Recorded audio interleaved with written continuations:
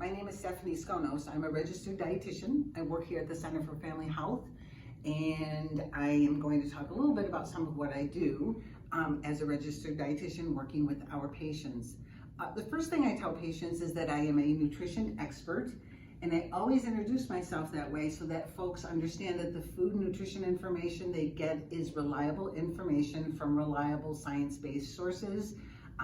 Because if I don't say I'm a nutrition expert, we often see patients seeking information from the internet, from magazines, from advertising, and it doesn't really help them, and they leave feeling very frustrated because they'll try many of these products with promises that don't work. So I started working here back in 1991. I have stayed for two reasons. Number one, I like my job.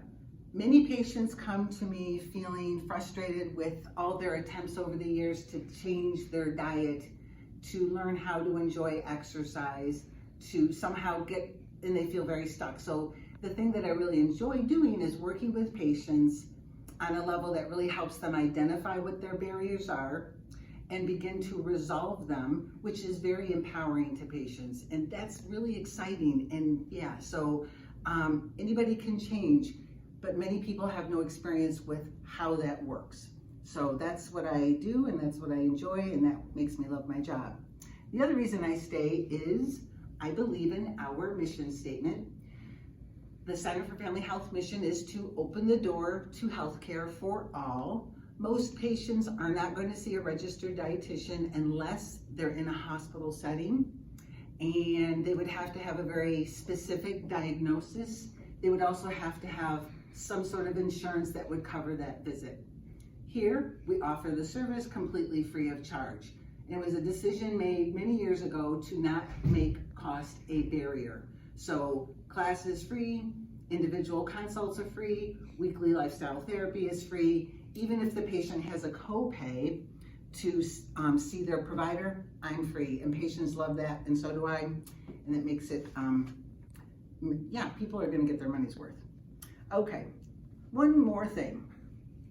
As I start to talk to patients and set the stage for change, because that's really what they come to me to learn, is how to move from where they are currently to some place forward that is towards their health goal, whether that's weight loss, managing cholesterol, managing diabetes, but where they're at is someplace they want to move away from. So it begins with a conversation about where their current mindset is. And that current mindset is often stuck in food is bad, certain foods are very bad, food is good, certain foods are very good, a very all or nothing way to view eating. And if we're going to have that kind of a view about food is good or bad, I challenge that by telling patients no food is bad. Okay, and the reason I say that, and that might surprise some patients, but the reason I say that is if we see food as either good or bad, it's an all or nothing thing. And we start thinking about what we like that we would classify as bad, we come up with probably a very long list. And of course we have conflict because these are things I like, I identify as bad. Things like pizza, or maybe fast food, or Girl Scout cookies, or whatever it might be. So if this is my mindset that these foods that I like are bad, and I've got all this conflict around it, and my good food list is very short, it's really hard to make progress with that mindset. So the first thing I introduce is no food is bad. Just because I'm trying to lose weight doesn't mean I'm never going to eat fast food again.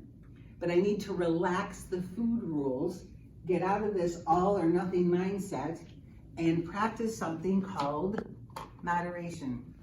My definition of moderation is doing better most of the time. Nobody's going to do this perfectly. Not me, not you, not anyone.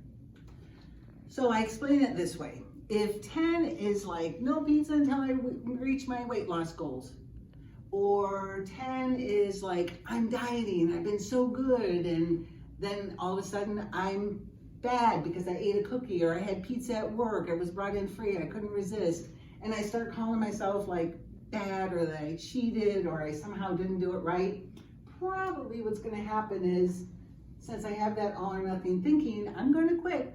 I'm going to start over. but not tomorrow, because tomorrow's Wednesday. Nobody starts anything on a Wednesday. I'm gonna just, not only am I gonna quit, I'm gonna eat everything in sight until I do start over, whenever that happens. Probably dig my hole deeper and deeper and deeper. Okay, and I'll worry about that tomorrow or the next Monday or the next whatever. But now I've gotta not only start over, but dig myself out of that hole. Takes a lot of emotional energy. We can waste a lot of time doing this each and every week, starting over. So moderation is this. It's about a 7 or an 8. Okay. What a 7 or an 8 looks like is this. I have decision-making powers. I'm not following a rigid set of rules by which to eat. I decide if I eat. I decide, let's say the food in question is pizza. All right, am I even hungry? Is this midnight or is this lunch? If I'm hungry, I'm gonna decide, yes, I'm going to eat pizza.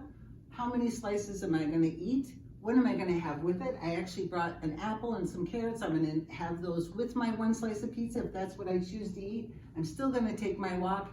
And those are all decisions I can live with. That's moderation.